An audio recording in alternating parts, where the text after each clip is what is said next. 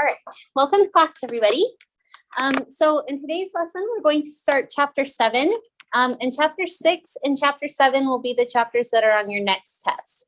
So about half of your test will be on rational expressions and equations and functions. So basically just like polynomials with fractions.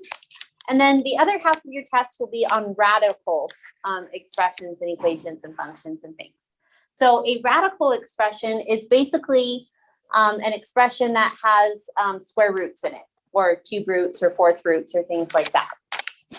So let's start off by talking about just what roots mean in general. So if you were asked to find the square root of 9, what would the answer to that be?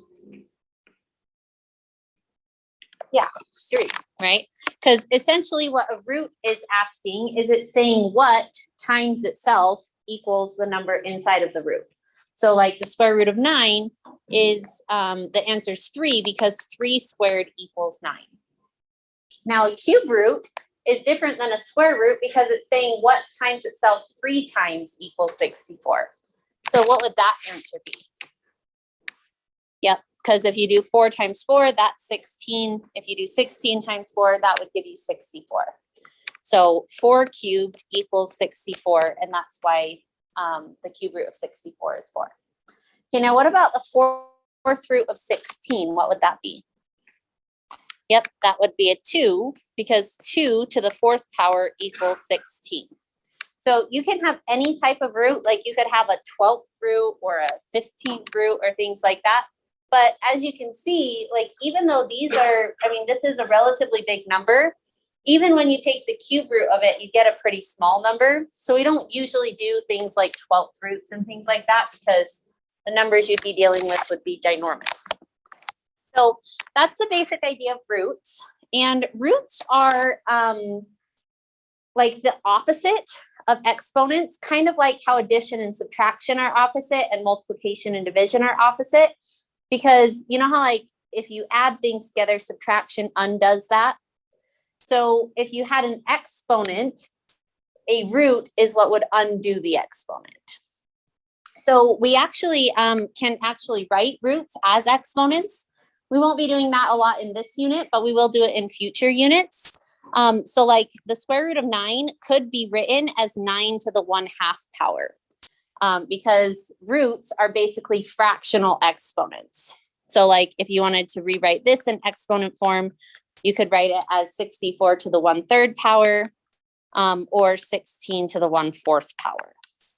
So roots and exponents are kind of the same idea. They're just opposites of each other. So let's talk about how we could find the roots of negative numbers. So if I'm trying to find the square root of -25, I'm basically wondering what times itself twice equals -25. You guys have any guesses? Yeah. Yeah, so and the I is the imaginary number, which we'll cover in later lessons. So if you're working with real numbers, it's actually impossible to do this. Because you might look at it and you might say like, oh, like maybe the answer is -5 because I know the square root of 25, it's 5 and it just has a negative sign. However, if you were to do -5 squared, that actually equals +25 because a negative times a negative equals a positive. And so for the real numbers, which are the ones we know about so far, this is actually like this answer does not exist. But like you said, it does exist if you include imaginary numbers, which we'll do later. But for right now, we're just going to say that it doesn't exist. Now, what about the cube root of -27? Does that exist? What would that be? Negative number. It's not going to exist without the imaginary number, right? For square roots, yes. Yeah, for some roots, though, it does exist. So like you're right, for square roots, regardless of what negative number this is, it wouldn't exist. But it is possible that it might exist for cube roots. And some of you guys are saying you think it does. What do you think the answer would be if it does exist? Okay, so let's test that out. If I do -3 times -3 times -3, so multiplying it by itself 3 times, Well, -3 times -3 is +9. +9 times -3 will equal -7. So in this case, it does exist. Now, what about the fourth root of -1? Does that exist?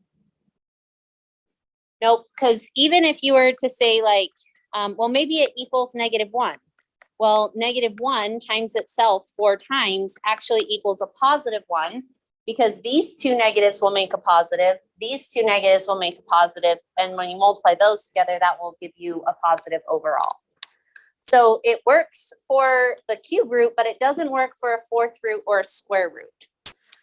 Do you guys think it would work for, I don't know, like 11th root? If you were finding the 11th root of a negative number, would that work? Yeah, because if you had like 11 negatives, then it would still end up being a negative number, because you'd have like a couple pairs of negatives, but because it's an odd number, you would have one negative that would be not paired up with another negative. And so you can essentially do odd roots of negative numbers, but you can't do even roots. So that's kind of what I wanted to say about roots of negative numbers. Do you guys have any questions about that? Okay, now these problems are different than what we saw in the last problem, because what this is saying is you're finding the square root of 25, and then you're finding the opposite of it. So the negative sign doesn't actually have anything to do with the root, but it is being applied to the root. So to simplify this, you would simplify the root and you'd say, well, what's the square root of what's the square root of 25? 5. And then what's the opposite of that?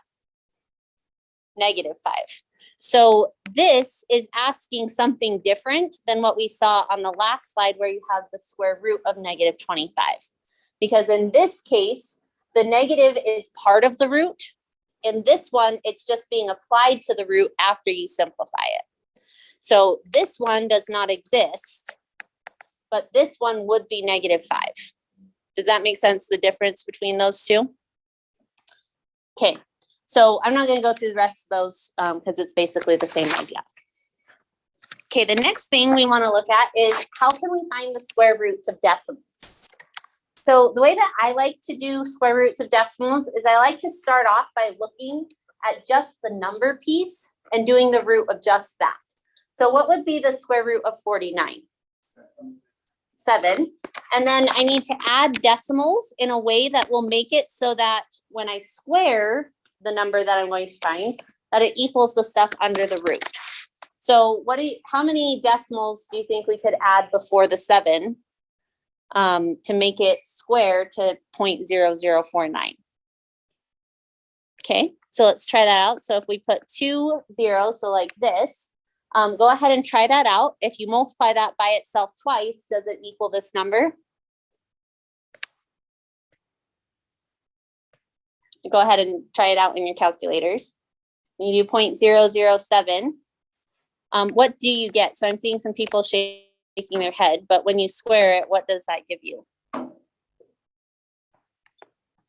0.0 what? So 4 zeros and then 49, like that? Or what do you get when you multiply those? Is that right? Okay, so that's obviously, this is not the correct answer, because when you square that, you get a decimal that's much smaller than what we're trying to square root. So let's adjust our answer and try just 1 decimal. If you square that, what does that equal? That gives you it? Okay, awesome. So kind of the way, well, we'll go through these examples and I'll show you a shortcut.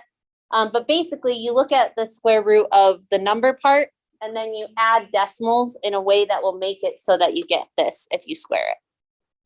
Okay, so on this one, what would be the square root of the number part? 5. And then how many, actually I'll do this in a different color. How many decimal places would you guys like to add before it? 2. Okay, let's try that one.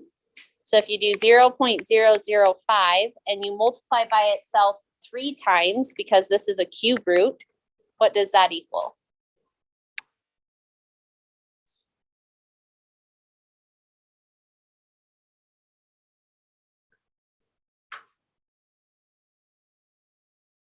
Anyone have that yet? What is it?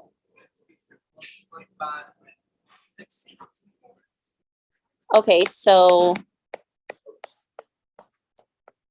like that. Okay. All right. So yeah, so that doesn't match what we want it to. So yeah, let's try just 1 0 again. Is there how many places left of the decimal? Mhm. Yeah, so there's a relationship between the number of decimal places and this number of decimal places and this number. And we'll look, it's easier to see if you have 3 examples. We'll do one more.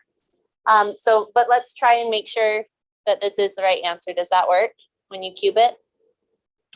Okay, so on this one, let's predict what we think it will be.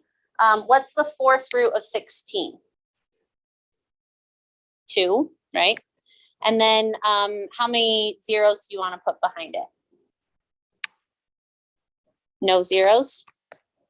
Okay, so if we put no zeros, what does that give you when you do 0.2 to the 4th power? That works? Okay, cool. All right, so let's see if we can see a pattern in these that might help us so that we don't have to always just do this like guess and check thing. So if we look at this one, it's a square root. We have 4 decimal places after this number, and this has 2 decimal places. And on this one, we have a cube root with 6 decimal places, gives us a 2 decimal place answer. And on this one, we have a 4th root with 4 decimal places that gives us 1 decimal place answer. You guys see what the relationship is there?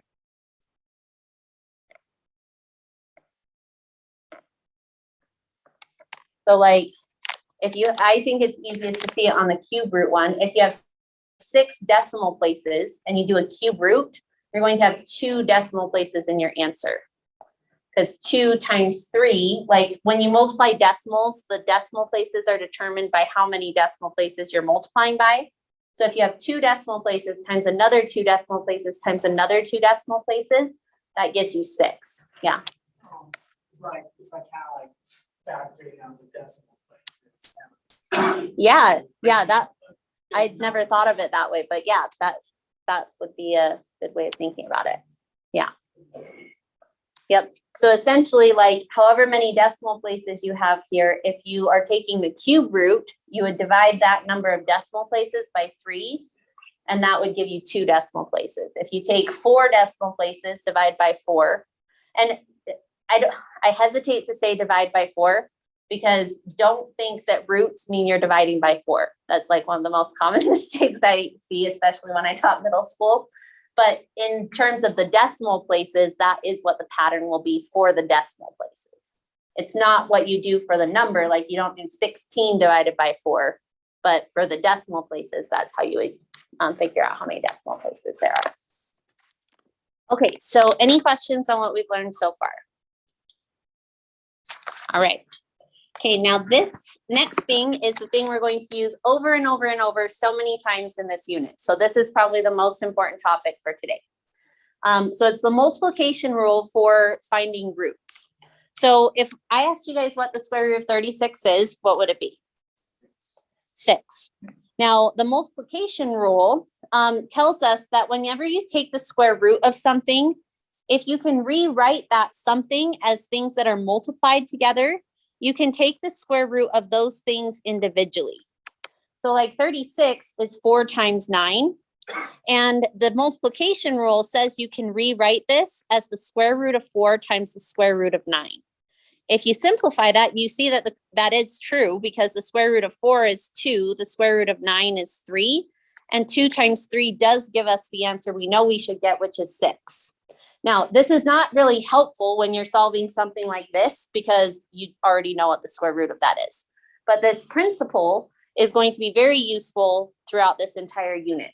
So the basic idea is whenever you have things that are multiplied together inside of a square root, you can find the square roots of them individually and then multiply them together. So an application of this would Essentially expanding the expression. Mm-hmm. Yep, exactly. And truthfully, I don't ever actually usually write this out this way. So like if I were simplifying this, I would just look at this, and because I know the multiplication rule, I would say, oh, the square root of 4 is 2, the square root of 9 is 3. And then I would simplify it that way. But I'm gonna write it out this way, at least for a couple lessons, just so that you guys kind of get used to what that means. Okay, so an application of this would be something like this. If we wanted to find the cube root of 8x cubed y cubed, well, we could think about this as the cube root of 8 times the cube root of x cubed times the cube root of y cubed. Does that make sense? Because you have like a bunch of things multiplied together. You can think about it as applying the root to each of them separately and then multiplying the answers together. So what would the cube root of 8 be? 2. What's the cube root of x cubed? X, because remember, roots and exponents undo each other. So if you take a number and you cube it, and then you try to figure out what number times itself 3 times equals that result, well, it's just going to be your original number. So you get x, and then, like you said, the last one would be y. So this would be the simplified version of this root. Any questions on that? Okay. You can also use this to help you figure out the roots when you have kind of big numbers. So if you're trying to find the cube root of 512, you could do like a guess and check thing where you're like, oh, well, maybe it's this number, and then like try it out, see if it's too big or too small. But there's another way that you could approach this by using the factors of the number. So if we break up 512 into its prime factors, which I would do by saying, well, I know I could divide by 2 because 512 is an even number. And when you divide that, I think you get 256. And then if you divide that by 2, because that's also an even number, you'd get 128. Okay. That is also even, so you could divide by 2, which would give you 64. 64 can split up into 8 times 8, which can split up into 4 times 2. And the 4s can split up into 2 times 2. Whoops, sorry. And 2 is a prime number. So these numbers are the prime factors of the number 512. Is everybody good with how I did that? So I could rewrite this problem as the cube root of 2 times 2 times 2. And I think there's 1, 2, 3, 4, 5, 6, 9 of them. Okay, perfect, thanks. So there's 9 2s. And when you're finding the cube root of all of these factors, it might be helpful to break them up into triples of factors. Because if you break them up like this, and you say, okay, well, if I have 2 cubed, and I find the cube root of that, and then I multiply that by 2 cubed, and I find the cube root of that, and I multiply it by 2 cubed. So I'm applying the multiplication rule here, but I'm like grouping them together into groups of 3. Well, then in that case, the cube root of this group of 3 2s is just going to be 2, right? Because the cube root of 2 cubed is just going to be 2. And then the cube root of this will be another 2. The cube root of this will be another 2. And so it looks like our answer is going to be 8, because you get 2 times 2 times 2. And you could try that out. Does 8 times itself 3 times equal 512? And it does. And so you don't have to use this method. Like if you want to use a guess and check method or something like that, you can totally do that. But later we're going to get into like some problems where the numbers won't necessarily fully simplify, but you can partially simplify them. And this method will be really helpful once we get into that. So if you want to start practicing this, that might be helpful later, but you can also just guess and check, and it probably wouldn't be that hard to find out that the answer is 8 in this case. Any questions on that? Okay.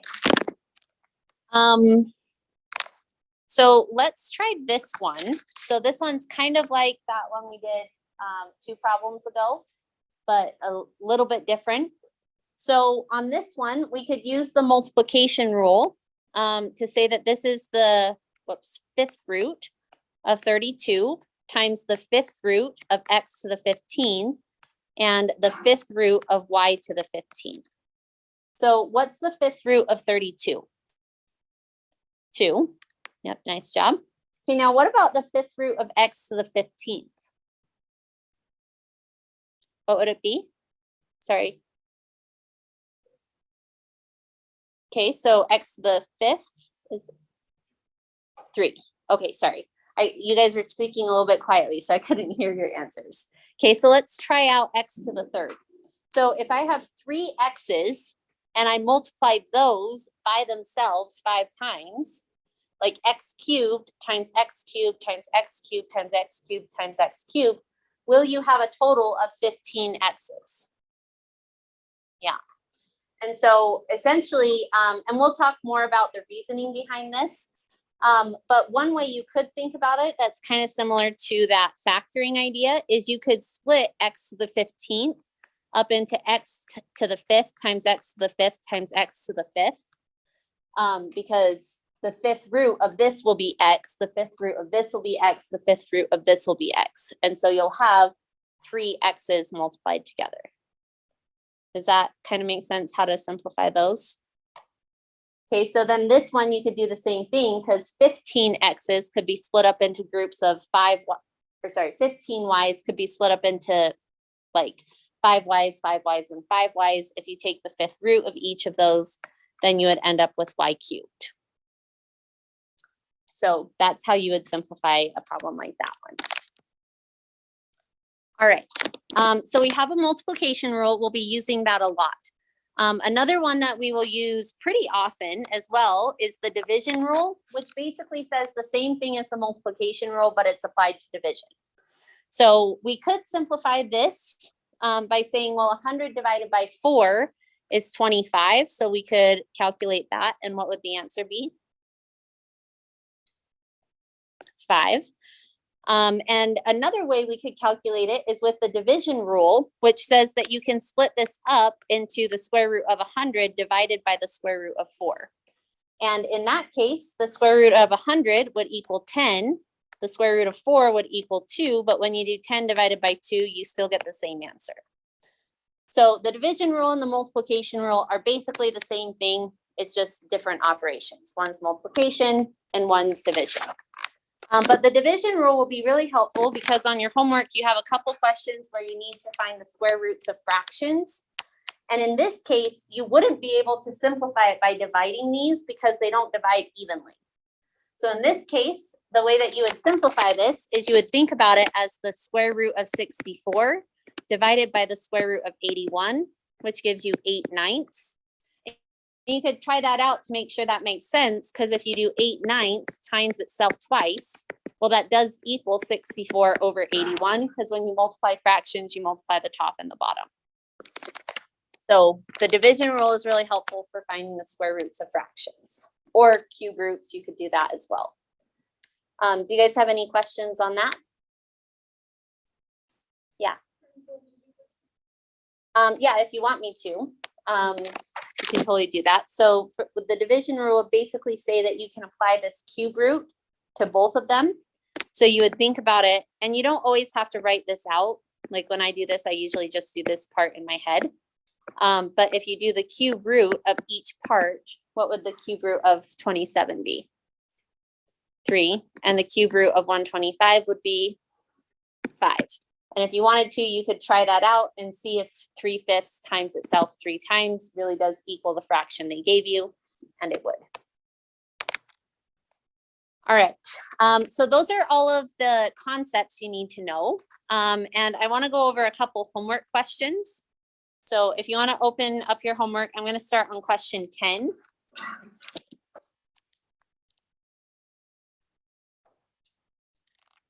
Well, actually, I guess there is one more concept, but I'm going to go over it in a homework question. So we'll just start here.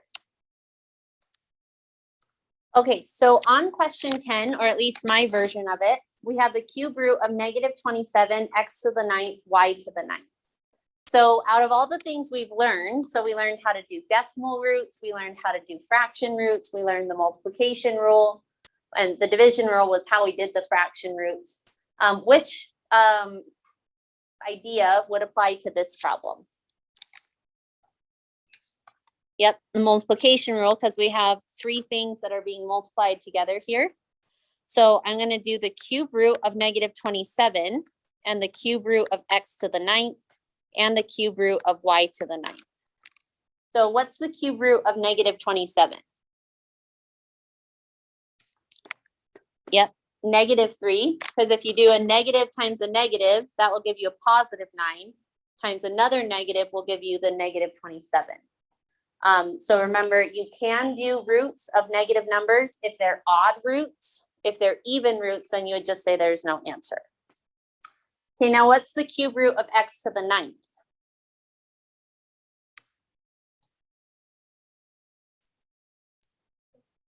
Yep, x to the 3rd. Because if you think about x to the 9th as being split up into x cubed, and x cubed, because that would be a total of 9 x's multiplied together. Well, the cube root of this is going to be x. The cube root of this will be another x, and the cube root of that will be another x. So all together, you'll end up with 3 x's multiplied together. And then the y will basically be the same thing, but with a y instead of an x. And so my answer would be negative 3 x cubed, y cubed. Yeah. So for mine, the variables are 8 and 15. Mm-hmm. So would you have to like factor out an amount and so? Yeah, so essentially you'd want to think about how many groups of, is it still a cube root or is it? Yeah. So Yeah, so if it's a cube root, you'd look at how many groups of a cubes and b cubes you have. So like a to the 6th would be 3 a's and another 3 a's. And so you take like, you kind of think about like a to the 6th is 2 a cubes, and then you take the cube root of each of them, which would give you 2 a's. Yeah. Uh-huh. It's a negative coefficient, you still. If it's a negative, Yeah, negative and even. if it's an even root, you can't. So the even odd thing applies to the root. The number itself can be even or odd, that doesn't matter. It's the root part. Yeah, good question. Any other questions on 10? Okay, the next one I have on my list is 14. 14, we kind of already did that though. That's just finding the square roots of fractions, so I'll skip that one and that one. Okay, let's do 16, because on 16, they ask you to graph an equation. So I'll write the equation a little bit bigger because the screenshot is really tiny. Okay, so remember, the graph of an equation is a picture that represents all of the solutions to the equation. So the thing that you want to do with square root equations is you want to think about what is the smallest number that x can be. Because like with square roots, you can't plug in negative numbers, right? So like I couldn't say x is -1 because the square root of -1 doesn't exist unless you're working with imaginary numbers, which we haven't learned about yet. And so what's the smallest number that x could be? And like not create a square root of a negative. 0, right? Because 0 is not a negative number, but you could square root it. So if x is 0, well, the square root of 0 is 0. And what would y have to be to make the equation true? -5. So that means on our graph, we're going to have a point at 0, -5. And then we just need to find some other points to see what the shape of the graph looks like. So what would be an easy number that we could plug in for x? 1. Okay. If I plug in a 1, what does y have to be? Yep. Because remember, they have to make the equation true. So the square root of 1, if you subtract 5, that means y has to equal -4. What would be another easy number we could plug in for x? Okay, so if we put in a -5 for x, the square root of -5 actually doesn't exist. We could try a +5. But the square root of +5 would be like 2 point some decimal.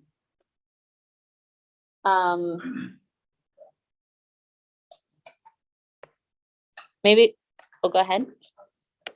I'll just think fraction of that. So maybe we could do, what numbers are easy to find the square roots of? 4 would work. Yeah, because the square root of 4 is 2. And then if I subtract 5, that means y would have to be -3. What's another number that's easy to find the square root of? 9. And I mean, technically you can do the numbers in between. Like you could find out what decimal the square root of 5 is and then subtract that. It'd be like 2 point something. And if you subtract 5, you get like -3 point something, or maybe -2 point something. But it's easier if you choose ones that give you whole number answers. So if you plug in a 9, that means that y would have to be -2, I think. Yeah, because 3 minus 5 would be -2. So that tells us that we have a solution at 1, -4, at 4, -3, at 9, -2. And so you can see the graph is going to kind of look like this. Now, notice that I did not extend my graph this direction. The reason I didn't extend my graph in this direction is because x cannot be a negative number. Otherwise, you get the square root of a negative, which gives you an imaginary result. And so my graph ends right here. And when you guys graph it, this tool right here on your homework, you can see that it kind of has you define 2 points. So the first point that you define is this end point. And then the second point you define can be any one of these. And the graphing tool will like fill in the rest of it for you. So any questions on how to graph the equation? Okay.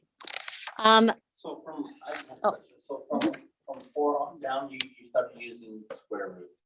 I use perfect squares, yeah. Mhm. Oh, perfect square, okay. Yeah, and that's just because these numbers are easy to find the square roots of. Like 0 is a perfect square because 0 times 0 equals 0. 1 is a perfect square because 1 times 1 equals 1.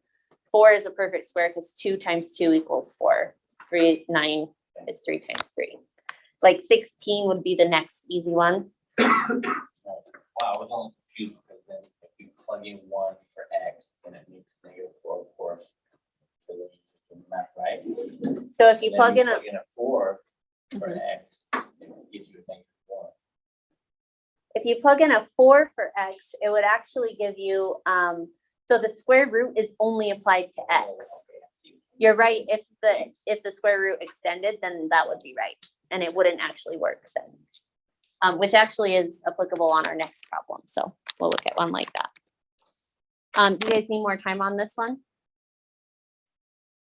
Okay, let's do number 17 then.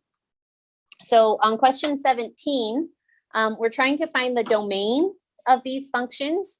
Remember, the domain is basically all of the possible things that x can be. So on this one, can x be anything, or are there restrictions on what x can be? Can't be negative, right? And so what's the smallest number that x could be?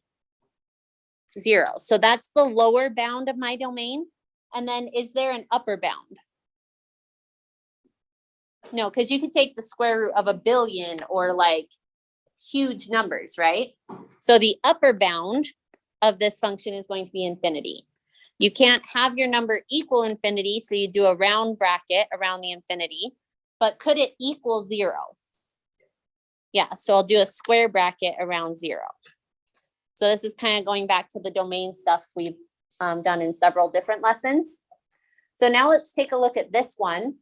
In this function, what's the smallest number that x could be?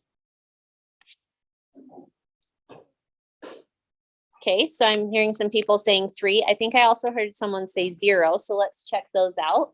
So first of all, let's check and see if 3 works. Well, if I plug in a 3, I get 3 minus 3, which is 0, and then I take the square root of that. So this is kind of that notation of what you were talking about. So I'd have 3 minus 3, that gives me 0. The square root of 0 does exist, so 3 works. But if I plug in a 0, 0 minus 3 is -3, and you can't take square roots of negatives. So 0 would not work. Is there any number smaller than 3 that would work? No, because even if you did like 2.99999, well, 2.99999 minus 3 would give you a negative number. Even though it's a really small decimal, it would still give you a negative. So 3 is our lowest number. And then what's the upper bound? Infinity. And it can't equal infinity, so we'll do a round bracket, but it can equal 3, so we'll do a square bracket around that one. Okay, what about this one? What's the smallest number we could plug in for this one?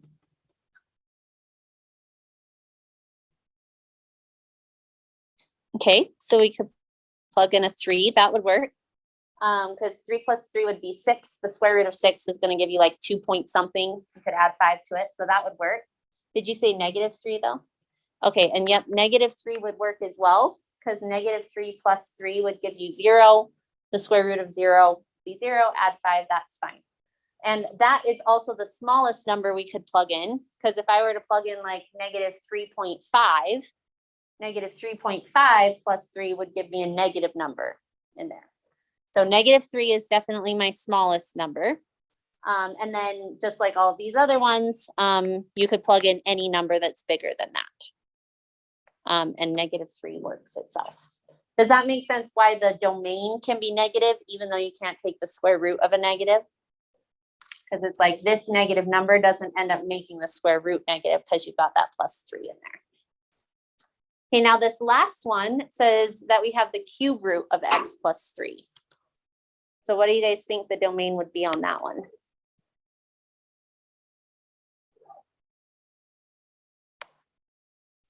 Like, what's the smallest number you could plug in for x?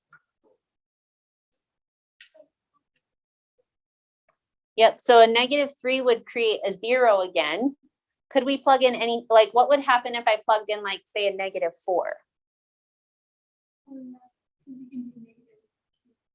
Yep, because it's a cube root, if you plugged in a -4, -4 plus 3 is -1. But you can find the cube root of -1 because that would just be -1.